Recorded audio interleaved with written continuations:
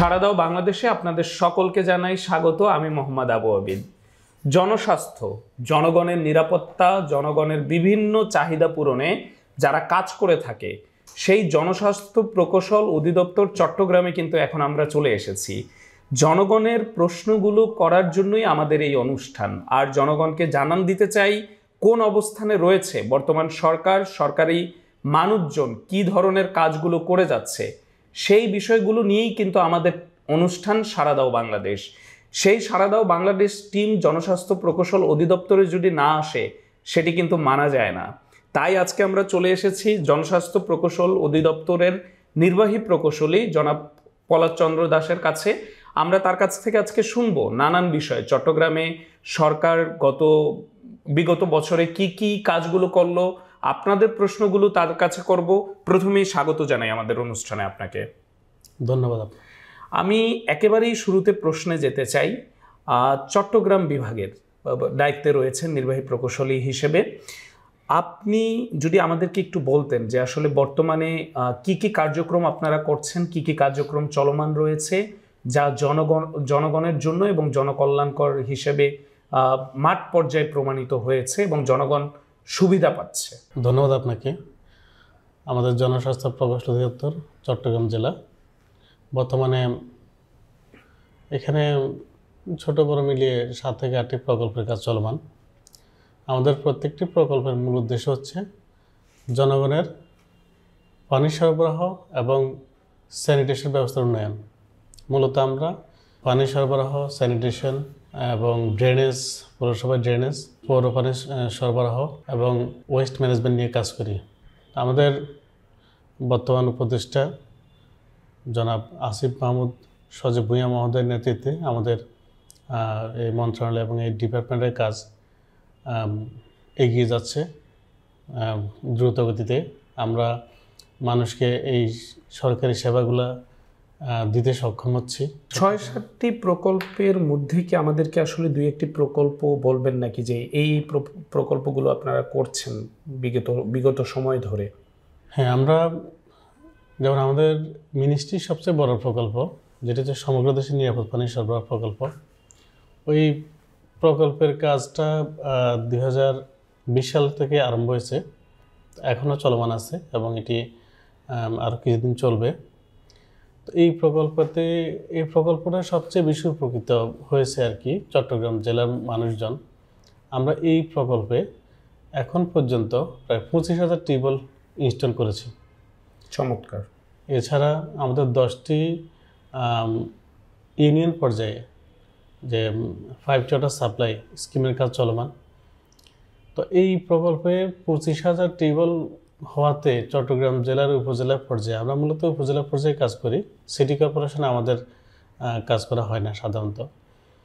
তো এই উপজেলা পর্যায়ে মানুষজন তাদের যে পানির নিরাপদ পানির সাপ্লাই যে বিষয়টা আগে থেকে অনেক বেশি তারা উপকৃত হচ্ছে। একসময় যেসব এলাকায় পানির ক্রাইসিস ছিল, কলেরা, ডায়রিয়া এগুলো লেগেই থাকতো, এখন কিন্তু সেগুলো আর নাই।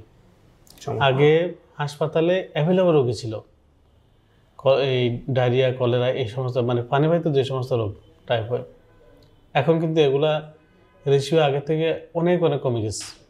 এখন কিন্তু খুব একটা এগুলো শোনা যায় না যে ডায়রিয়া কেউ মারা গেছে। আগে কিন্তু এটা অ্যাভেলেবল কেস ছিল, কলেরা মানুষ মারা যেত, কিন্তু এখন কিন্তু এই সমস্ত ঘটনা ঘটতেছে না। প্রতিটি অনুষ্ঠান করার আগে আমরা আসলে মাঠ পর্যায়ে কিছু অনুসন্ধান চালাই এবং সেই অনুসন্ধানের থেকেই একটি প্রশ্ন আপনাকে করতে চাই যে আপনি বোধহয় সীতাকুণ্ডে পাথরের মধ্যে একটি পানির প্লান্ট সাকসেসফুলি আপনি ইমপ্লিমেন্ট করেছেন। এই বিষয়টি আসলে করাটা কতটুকু কষ্টদায়ক ছিল এবং এত বড় রিস্ক কেন নিতে গেলেন যেখানে পাথরের ভিতর থেকে আসলে পানি উঠানোর চিন্তাটা কিভাবে আসলো? ধন্যবাদ আপনাকে, খুব সুন্দর একটা প্রশ্ন করছেন।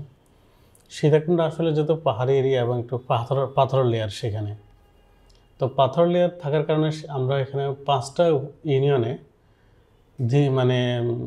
বাংলাদেশ সৃষ্টির পর থেকেই আমরা বলতে পারি, আগের কথা তো বলা যাচ্ছে না, তো ওইখানে পাথরের কারণে মানুষ পানি পাচ্ছিল না।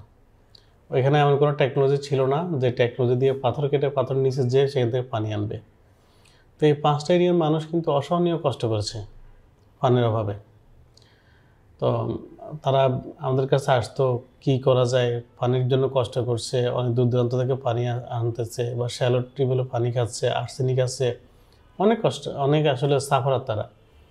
তো আমরা এক পর্যায়ে আমি আসার পরে আমি সেখানে হাইড্রোলিক রিগ দিয়ে বোরিং, মানে পাথর কাটার জন্য এই টেকনোলজি ইউজ করা হয় আর কি, ওইটা দিয়ে আমরা বোরিং করার একটা পদক্ষেপ নিই। এবং এই সমগ্র দেশে নিরাপদ পানি সরবরাহ প্রজেক্ট থেকেই সেই পদক্ষেপে আমরা সফল হই। এবং সেই টেকনোলজি ইউজ করে আমরা মোটামুটি বেশ কিছু টিউবওয়েল করে ফেলেছি, পাথর কেটে সেখান থেকে পানি উঠাচ্ছি। তো যেখানেই টিউবওয়েল মানে করেছি, সফল হয়েছি, মানুষের কিন্তু খুশির শেষ নাই। তারা মানে বললো যে আমরা জন্মের পর থেকে যে পরিমাণ কষ্ট করছি পানির জন্য, আমাদের মোটামুটি সে কষ্টের অবসান হয়েছে। চমৎকার। এই যে আমি এই প্রশ্নটি রাখতে চাচ্ছিলাম যে এই যে পাথর কেটে পানির যেই ব্যবস্থাটা করেছেন, আনুমানিক কি পরিমাণ মানুষ এতে উপকৃত হয়েছে বলে আপনি মনে করেন? আমরা সেখানে এ পর্যন্ত 100 প্লাস টিউবওয়েল করেছি এই পদ্ধতিতে। তো প্রতিটি টিউবওয়েলে আমাদের যে সরকারি হিসেবে আমরা মূলত 10টা পরিবারকে কাউন্ট করি আর কি, 10টা পরিবার সেই টিউবওয়েলে পানি ব্যবহার করবে। তো তার মানে প্রায় 1000 থেকে 1200 পরিবার অলমোস্ট উপকারভোগী। হ্যাঁ, এর মতো তারা উপকারভোগী। আপনারা নিরাপদ পানি ছাড়াও স্যানিটেশন নিয়ে কাজ করছেন, বিভিন্ন কিছু নিয়ে কাজ করছেন, বজ্র ব্যবস্থাপনা নিয়ে কাজ করছেন, ওই বিষয়গুলো একটু বলবেন কিনা? কেননা আপনাদের ডিপার্টমেন্ট আসলে প্রচারের বিমুখেই থেকে যায়। আমি জনগণকে জানাতে চাই যে আপনাদের ডিপার্টমেন্ট আসলে কি কি নিয়ে কাজ করে থাকে সাধারণত। ধন্যবাদ। আমি স্যানিটেশন প্রজেক্টের কথা যদি বলি, আমাদের বর্তমানে একটা প্রকল্প ইতিমধ্যে একনেকে পাস হয়েছে, স্যানিটেশন প্রজেক্ট। এটা শুধুমাত্র স্যানিটেশন নিয়ে কাজ করবে সারা দেশে। তো ওই প্রজেক্টের কার্যক্রম এখনো আরম্ভ হয়নি। আমাদের ইতিপূর্বে যে সমস্ত বিভিন্ন প্রজেক্ট হয়েছে সেখানে স্যানিটেশনে কিন্তু আমরা প্রতিটি প্রজেক্টে কিছু না কিছু কাজ করে চলেছি। যেমন আমাদের একটা প্রকল্প আছে মানব সম্পদ উন্নয়নে গ্রামীণ পানি সরবরাহ। সেই প্রকল্পে আমরা চট্টগ্রাম জেলার 7টা উপজেলায় আমরা ইউনিয়ন পর্যায়ে প্রায় 20,000 টুইন ফিট টয়লেট নির্মাণ করেছি। 20,000 পরিবার, এগুলো এক পরিবারের জন্য একটা টয়লেট। তো 20,000 পরিবারের জন্য 20,000 টয়লেট। তো এই পরিবারগুলো কিন্তু সব বলতে পারেন যে হতদরিদ্র, মানে যাদের টয়লেট করার সামর্থ্য নাই।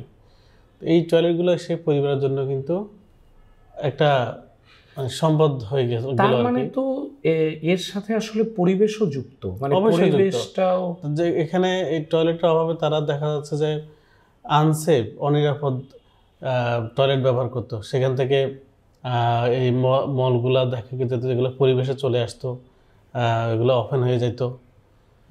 এখন তো সেটা হবে না আর, যেহেতু আমরা টুইন ফিট ল্যাট্রিন নির্মাণ করেছি। তারা এটা ঠিকমতো ব্যবহার করতে পারলে পরিবেশটাও ভালো থাকবে, পরিবেশে এগুলা আসবে না, মানুষের স্বাস্থ্য সুরক্ষা আগে থেকে আরও বাড়বে। এরপর আমরা এই প্রকল্প থেকেই পাবলিক টয়লেট নির্মাণ করেছি, কমিউনিটি টয়লেট নির্মাণ করেছি অনেকগুলা। তো প্লাস এই প্রকল্পে আমাদের একটু থামাতে চাই আপনাকে।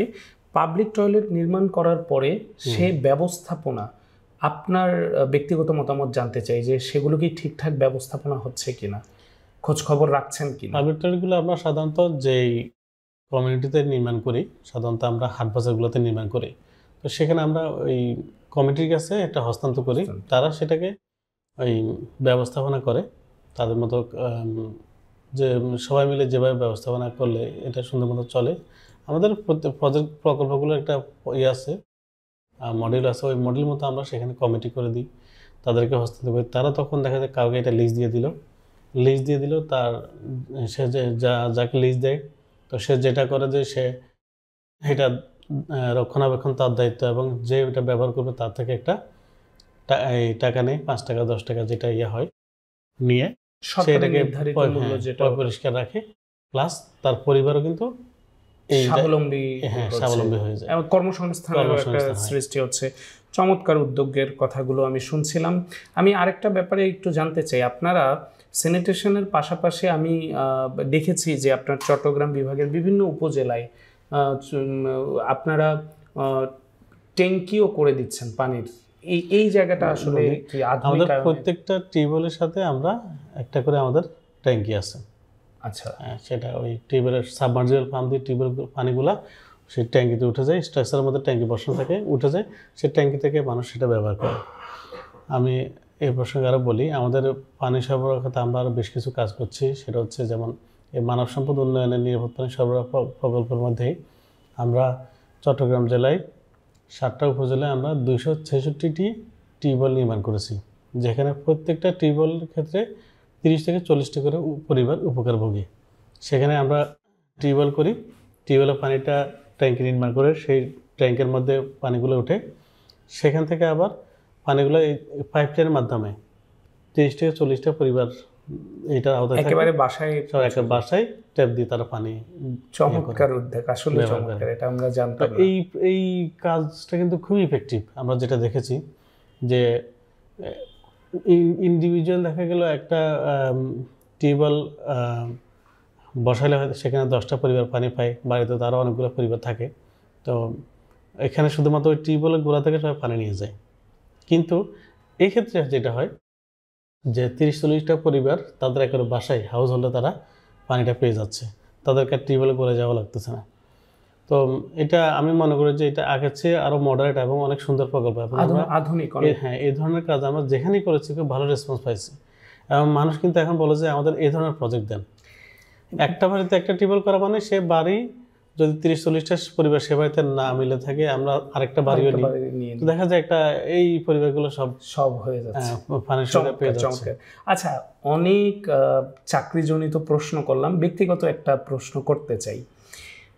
কাজ করছেন আপনি, মাঠ পর্যায়ে দৌড়াদৌড়ি করছেন, এমন কোনো ঘটনা মনে পড়ে যেটা আসলে আপনাকে উৎসাহিত করে কাজের ব্যাপারে, যে কোনো একটা জায়গায় গিয়েছেন, মানুষ হুট করে যখন শুনেছে এই কার্যক্রমের প্রধান আপনি ছিলেন, তখন এমন কোনো ঘটনা যেটা এই মুহূর্তে মনে পড়ছে, যেটা আপনাকে অনুপ্রেরণা যোগায়, উৎসাহ দেয়? ধন্যবাদ। এরকম অনেকগুলো আসলে অনুপ্রেরণার আমাদের ইতিহাস আছে। তো আমি সাধারণত যেমন মাঠ পর্যায়ে যখন যাই, দেখা গেছে একটা টিউবওয়েল দেখতে গেলাম, তো টিউবওয়েলটা দেখতে গেলে দেখা যায় যে পাশের বাড়ি থেকে একজন চলে আসে, স্যার এখানে তো টিউবওয়েলটা হয়েছে, আমাদের এই বাড়িতে মানুষ খুব কষ্ট করতেছে, আমরা এই অনেক দূর থেকে পানি নিই বা এই টিউবওয়েল থেকে আমরা পানি নিই, কিন্তু আমাদের এইখানে আসতে দেখা যায় প্রায় 100 মিটার 150 মিটার দূরে। একটু কষ্ট হয়, বর্ষাকালে তো পানি নিতে একটু কষ্ট হয় তাদের। তো বলে যে আমাদের যদি ওইখানে একটা টিউবওয়েল বসাই দিতে পারেন, আমরা আর এই কষ্ট করতে হবে না। তো দেখা যায় যে আমরা আসলে সাইট সিলেকশন তো আর আমাদের হাতে না, তাও কিন্তু আমরা কোনো না কোনোভাবে ওয়াটসন কমিটির মাধ্যমে চেষ্টা করি যে মানুষগুলো কষ্ট করতেছে একটা ব্যবস্থা করার। পাশাপাশি যে বাড়িতে টিউবওয়েল হয়, আমি দেখি যে ওই বাড়িতে গেলে মানুষ এত খুশি, বলে যে একটু আপনাকে নাস্তা খাওয়াবো। হ্যাঁ, তা আমার তো আসলে সময় সুযোগ হয়ে ওঠে না, খুব ব্যস্ততার মধ্যে থাকি। তো তো দেখা যায় কোথাও গেছি, ওরা মানে আমাদেরকে দেখে যে এরা আমাদের টিউবওয়েলটা বসাইছে, দেখা যাচ্ছে বাড়িতে নারিকেল গাছ আছে, ওই ডাব, হ্যাঁ ডাবের পানি খাওয়ানোর জন্য ইয়ে হয়ে যায়। মানে আছে ওই মুহূর্তটা আসলে তো ওই অনেক সুখের আমাদের স্মৃতি আছে। তো আসলে ওগুলো দেখে আমরা খুব অনুপ্রাণিত হই। এর বাইরেও অনেকগুলো প্রকল্প আছে, যেমন একটা আছে আপনার রেইন ওয়াটার হারভেস্টিং সিস্টেম। তো যেমন চট্টগ্রাম জেলায় আমাদের আনোয়ারা, সন্দ্বীপ এবং সীতাকুণ্ডে, এখানে তো পানির কিছু এরিয়া আছে যেখানে পানির সমস্যা, আপনার পানিতে লোনা। আমরা মাটির নিচ থেকে যখন গ্রাউন্ড ওয়াটার তুলব, দেখা গেলো সেখানে লোনা, সে পানি ব্যবহার করতে তারা পারছে না। তো এই সমস্ত এরিয়ার জন্য একটা পাইলট প্রকল্প এই অনেকগুলা ডিস্ট্রিক্ট নিয়ে হয়েছিল আমাদের, এখনও চলমান কাজ, রেইন ওয়াটার হারভেস্টিং সিস্টেম। তো ওই সিস্টেমের আওতায় আমরা চট্টগ্রাম 3টে উপজেলায় 6টা ইউনিয়নে 6336টা আমরা হারভেস্টিং সিস্টেম বসিয়েছি, এক পরিবারের জন্য একটা সিস্টেম। এটা হচ্ছে বৃষ্টির সময় পানিগুলো টিনের চালে পড়বে, সেখান থেকে এগুলো আবার ওই যে বৃষ্টির পানি বেঁধে বা জমিয়ে রাখা সেখানে যে প্রকল্প, হ্যাঁ আমি দেখেছি এটা পিউরিফাই হয়ে সেটা আবার ট্যাঙ্কিতে জমা হবে। ট্যাঙ্কিতে জমা হবে, চমৎকার ওই প্রকল্প। ওই ট্যাঙ্কিতে মানে বর্ষাকাল শেষ হয়ে গেলে সেখানে তো আর লোনা পানি ছাড়া পানির ইয়ে নেই। বর্ষাকাল শেষ হয়ে গেলে তখন এই পানি দিয়ে তারা রান্না বান্না এবং খাওয়ার যে ইয়েটা, ওটা কি এতটাই বিশুদ্ধ হয় যে একেবারে খেতে পারবে? বিশুদ্ধ খেতে পারবে, সরাসরি খেতে পারবে, নিশ্চিন্তে খেতে পারবে। মানে ওটা ফিল্টারিংটাও এই প্রজেক্টের আন্ডারে পড়েছে। হ্যাঁ, এটা কিন্তু পৃথিবীর উন্নত দেশগুলোতে পানিটা পড়ার সময় একটা ফিল্টার বসানো থাকে। আচ্ছা, ওই ফিল্টারেই সবগুলা মানে পানিতে যা ময়লা সব ছাকা কমপ্লিট হয়েছে। এবং আমি উন্নত বিশ্বের কয়েকটি দেশে আমি এই প্রকল্পটা দেখেছি যে বৃষ্টির পানি ধরে রাখার যেই ব্যাপারটা, আপনার কাছ থেকে আজকে ক্লিয়ার হলাম। এরকম কয়টা প্ল্যান্ট আপনারা বসিয়েছেন আনুমানিক? 6336। পুরো বাংলাদেশে নাকি শুধু? না, এটা শুধুমাত্র চট্টগ্রামের 3টে উপজেলায় 6টা ইউনিয়নে। সবগুলোই কি চালু আছে? চালু আছে, মানে ব্যবস্থাপনায় চালু আছে এবং মানুষ এগুলোতে কিন্তু মানুষ অনেক খুশি হয়েছে, অনেক খুশি হয়েছে। সেখানে যে আমরা বিভিন্ন সময় মাঠ পর্যায়ে গেলে দেখা গেছে হয়তো চোখের সামনে পড়লো একটা, আমরা গেলাম দেখলাম যে ঠিকমতো ব্যবহার করছেন কিনা, দেখে যে হ্যাঁ না ওরা ঠিকমতো ব্যবহার করছে এবং তারা এটা পায় অনেক খুশি। আসলে হয়েছে কি, পানির কষ্ট না করলে বোঝা যায় না যে পানি কি জিনিস। তারা অনেক কষ্ট করেছিল পানির অপর নাম জীবন, এই কারণে হয়তো বা দেওয়া হয়েছে। এখন তো সেই কষ্টটা করতে হচ্ছে না। আচ্ছা, আরেকটি ব্যাপার আপনাকে বলি, এই যে অনেক তো রিকোয়েস্ট থাকে আপনার কাছে, যেহেতু আপনি নির্বাহী প্রকৌশলী, একটা টিউবওয়েল দেওয়ার জন্য, একটা এটা দেওয়ার জন্য, কখনো কি চাপ বা সীমাবদ্ধতা অনুভব করেছেন কিনা, যে আসলে অনুরোধ রাখতে পারছি না, ঊর্ধ্বতন কেউ ফোন দিল কিন্তু আপনার কাছে টিউবওয়েল তখন নেই, বা ওই জায়গায়? আবার আমি আরেকটি মেন্টালিটি নিয়ে কথা বলতে চাই, এটা অবশ্যই মিডিয়াতে বলা দরকার। গ্রাম অঞ্চলে আগে আমি দেখেছি, আমি আমার গ্রামের কথাই যদি বলি, যদিও আপনার এরিয়াতে সেই গ্রাম নয়, আমি আমার গ্রামের মানুষজনকে দেখেছি আগে 5টা বাড়ি মিলে একটা টিউবওয়েল পেলেই তারা সন্তুষ্ট হতো। এখন যখন সরকার প্রতিটি বাড়িতে টিউবওয়েল দিচ্ছে, এখন আবার তদবির চালাচ্ছে প্রতিটি ঘরের জন্য আলাদা আলাদা টিউবওয়েল দিতে। তো আপনি কি আসলে কখনো এরকম চাপ অনুভব করেছেন কিনা কোনো তদবিরে? আসলে হচ্ছে কি, মানুষের সক্ষমতা বেড়েছে আগে থেকে, অর্থনৈতিক সক্ষমতা বাড়ার কারণে তাদের জীবনযাত্রার মানও আগে থেকে উন্নত হয়েছে, এই জন্য তারা আসলে এই বিষয় এগুলো চায়। তো এখানে বিষয়টা হচ্ছে কি, আসলে আমাদেরকে হয়তো বা আমাদের সিনিয়র কোনো অফিসার রিকোয়েস্ট করেছে একটা টিউবওয়েল অমুক উপজেলায় অমুক গ্রামে দরকার। তা আমরা ওই উপজেলার যে আমাদের প্রকৌশল থাকে তার মাধ্যমে আমরা, এটা তো ওয়ার্কসান কমিটি আছে, ওয়ার্কসান কমিটিতে আপনার এমপি মহোদয়রা 50% এবং ইউনিয়ন পর্যায়ের চেয়ারম্যানরা 50% সাইট সিলেকশন করে থাকে। তো ওইখানে আসলে ওই ওনাদেরকে রিকোয়েস্ট করে আমাদের হয়তোবা আমাদের অমুক স্যার এই টিউবওয়েলের জন্য বলছে এটা একটু বরাদ্দ দিয়েন, ওনাদের মাধ্যমে আমরা সাধারণত নিই। ম্যাক্সিমাম ক্ষেত্রে আমরা সহযোগিতা পাই ওনাদের। তো ওনারা না দিলে আসলে আমাদের কিছু করার থাকে না, কারণ আমাদের হাতে টিউবওয়েল সাইট সিলেকশনে আমাদের হাতে কোনো ক্ষমতা নেই। তারপর হচ্ছে এই যে এই সাইট সিলেকশনটা আসলে কারা করে? এটা কি আপনাদের অধিদপ্তর নাকি অন্য কোনো অধিদপ্তর থেকে? সাইট সিলেকশন জনপ্রতিনিধি, লোকাল জনপ্রতিনিধি। আর বর্তমানে হচ্ছে মূলত ইউনো মহোদয় আর কি, উপজেলা নির্বাহী অফিসার, ওনারা সাইট সিলেকশন করে থাকে। তো সেক্ষেত্রে আপনাদের কি ধরেন একজন ইওনো বর্তমানে যারা দায়িত্বে আছেন, দেখা যায় যে অনেক জনপ্রতিনিধি অনেক রিকোয়ারমেন্ট পাঠান, তো সেই রিকোয়ারমেন্ট ফুলফিল কি সবসময় করা সম্ভব হয় নাকি যতটুকু করা যায়? সবসময় আসলে ফুলফিল করা সম্ভব হয় না, কারণ হচ্ছে এত বেশি চাহিদা। প্রতিটি উপজেলায় এখনো পর্যন্ত আমাদের অফিসগুলোতে আপনারা যা দেখবেন অন্তত 1000-এর উপরে মানে টিউবওয়েলের চাহিদা পড়ে আছে, 1000-2000 দেখবেন, কিন্তু আমাদের টিউবওয়েল এখনো বরাদ্দই আসেনি এবছর। তো হয়তো বরাদ্দ আসবে, একটা ইউনিয়নে হয়তো 26টা আসবে, কিন্তু একটা ইউনিয়নে চাহিদা হচ্ছে আপনাদের হচ্ছে 200। তো এখান থেকে ফিল্টারিং করে এখানে যে ইউনো মহোদয়রা আছেন, যেগুলো খুব গুরুত্বপূর্ণ জনপ্রতিনিধি যদি থাকেন, ওনারা সাধারণত সেখানে ওনাদের প্রায়োরিটি বেস ওনারা সিলেকশন করে থাকেন আর কি। একেবারেই আপনার কাছ থেকে স্পষ্ট অনেক কিছু আজকে জানলাম, যেগুলো আসলে জনগণ জানতোই না, এবং বাংলাদেশের অনেক জনগণই আসলে আপনাদের অধিদপ্তরের কার্যক্রম নিয়ে দ্বিধাদ্বন্দ্বে থাকে যে আসলে এটা কি অধিদপ্তরের, এনাদের কাজ কি। তাই আজকে কিন্তু আমাদের টিম আপনার কাছে আসা, এবং আপনার কাছে এসে আমরা কয়েকটি স্পষ্ট উত্তর পেয়েছি। অনুষ্ঠানের একেবারেই শেষের দিকে আমি আপনার কাছ থেকে সর্বশেষ জানতে চাই, জনগণের উদ্দেশ্যে সমাজ সচেতনে বা জনগণকে সচেতন করার জন্য আপনার যদি কিছু বলার থাকে আপনি বলতে পারেন। ধন্যবাদ। আমার আসলে বলার যে এটা আসলে আমাদের ডিপার্টমেন্ট নিরলসভাবে চেষ্টা করে যাচ্ছে মানুষের, সারা দেশে মানুষের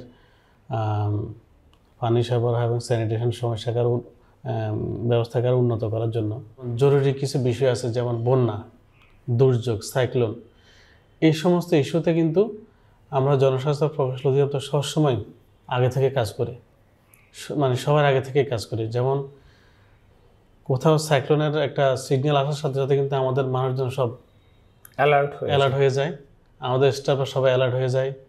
যে যে এরিয়াতে সাইক্লোন ইফেক্ট করবে আমরা সেখানে দেখা যায় আমাদের সারা জেলার ম্যানপাওয়ারগুলোকে আমরা সেখানে তখন ট্রান্সফার করে দিই ওই সময়কার জন্য, জরুরি অবস্থাকালে।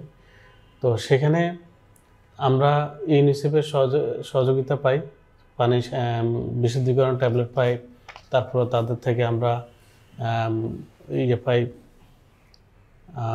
মানে দুর্যোগ কাটানোর জন্য যা যা মানে পানি এবং স্যানিটেশন খাতে আমরা ওই জেরিকেন, হাইজিন কিট এগুলো আমরা পাই। আমরা এগুলা বন্যার পরপরই বা দুর্যোগের পরপরই আমরা গ্রামে গঞ্জে সেখানে দুর্যোগ কবলিত এলাকায় আমরা যাই মানুষকে সেই ট্যাবলেটগুলো বিতরণ করি। চমৎকার ব্যাপার। দেখা যায় তখন পানিটা সবচেয়ে ক্রাইসিস, কারণ একটা দুর্যোগ চলে যাওয়ার পরে কিন্তু টিউবওয়েল পর্যন্ত হয়ে যায়, মেইন ক্রাইসিসটা তখনই হয়, টিউবওয়েল দূষণ হয়ে যায়। আমাদের মেকানিকরা যাইয়া টিউবওয়েলগুলোকে আবার নতুন করে করে দেয়, মেরামত করে দেয়, পরিষ্কার করে দেয়, জীবাণুমুক্ত করে দেয় ব্লিচিং পাউডার দিয়ে। ইমার্জেন্সি এই কাজগুলো না করলে কিন্তু মানুষ এই যে কলেরা, ডায়রিয়া কিন্তু আক্রান্ত হয়ে যায়, ব্যাপক আকারে প্রকট হবে। শুধুমাত্র আমাদের ডিপার্টমেন্টের এই মহৎ উদ্যোগগুলোর কারণে কিন্তু ইনস্ট্যান্ট যে আমরা সাথে সাথে পৌঁছে যাচ্ছি, এই উদ্যোগগুলোর কারণে কিন্তু এই সমস্ত রোগ শোকের থেকে আমাদের সাধারণ মানুষজন তারা মুক্ত থাকছে। চমৎকার চমৎকার, এই ব্যাপারটা একেবারেই আমার জানা ছিল না। খুবই চমৎকার একটি বিষয় আপনি বললেন। আসলে আরও কিছু বিষয় না বললে নয়, দেখা গেছে কোনো একটি গ্রাম, একটা রিমোট প্লেস যেখানে যাওয়ার রাস্তাও নেই, সেখানেও কিন্তু আমাদের টিউবওয়েলের কাজ আমরা করার জন্য যাচ্ছি, আমরা টয়লেট বসানোর কাজ করানোর জন্য যাচ্ছি। তো আসলে আমাদের কার্যক্রমগুলো কিন্তু একেবারে মানে রুট লেভেলে, আর উপজেলা পর্যায়ে মানে তো রুট লেভেল বুঝতেছেন। এরপরেও কিন্তু আমরা গ্রামের দেখা যায় যেখানে কোনো মানুষ হাঁটার জন্য যায় না, সেখানে কিন্তু আমরা কাজ করতে যাই, এত দূর দূরান্তে আমরা কাজ করি। আমরা কিন্তু অনেক দুর্দশাও তো পোহাতে হয়। হ্যাঁ, অনেক কষ্ট করেই আসলে কাজ করা হয়। আর যদি সেটা বর্ষাকালে হয়, বুঝেন সেই কাজটা অনেক কষ্টের, সেটা কিন্তু আমরা করে যাচ্ছি। আর একটা বিষয় বলা হয় না, যেমন আমরা পৌরসভা পর্যায়ে কিন্তু পানি সাপ্লাইয়ের কাজগুলো আমরা করি। আমাদের এখানে কয়েকটা পৌরসভায় আমাদের কাজ চলমান বর্তমানে, সাতকানিয়া, চন্দনাইশ, বাঁশখালী এবং মিশরে। তো চন্দনাইশ এবং বাঁশখালী আমরা একবারেই পানি সাপ্লাই আরম্ভ করার ধার প্রান্তে। তো এই সমস্ত কাজগুলো আমরা আসলে করে যাচ্ছি। পানির অপর নাম জীবন, এবং একটা আমি বলবো যে এই ডিপার্টমেন্টে যারা আমরা কাজ করি, আমরা অনেক মহৎ একটা কাজ করে যাচ্ছি, যে মানুষকে পানির ব্যবস্থা করে দেওয়া। যে আপনি একটা জায়গায় সব কিছুর ব্যবস্থায় থাকলো, কিন্তু পানি নেই, ভালো বিশুদ্ধ পানি নেই, সেখানে কি কোনো জনপদ গড়ে উঠবে? না। তাহলে একটা জনপদ গড়ে ওঠার প্রথম শর্ত কিন্তু পানি। আমাদের সভ্যতা আসলে প্রাচীন যুগে ফিরে যান, সভ্যতাগুলো, হাট বাজারগুলো সব গড়ে উঠতে কিন্তু নদীর পারে। যেখানে পানি আছে সেখানে কিন্তু সভ্যতা গড়ে উৎপত্তি হতো।